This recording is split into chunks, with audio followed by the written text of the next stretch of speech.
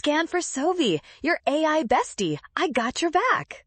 Zucchini markets are perfectly competitive, so let's find the truth about Dawson Farm's pricing. We will solve this fast using economic principles. Let's go.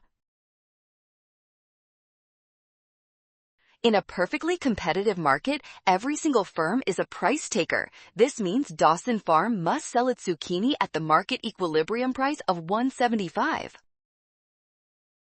Since zucchini is a homogeneous product, all goods are identical across the market. No buyer would ever pay more than the market price for the exact same product from one farm.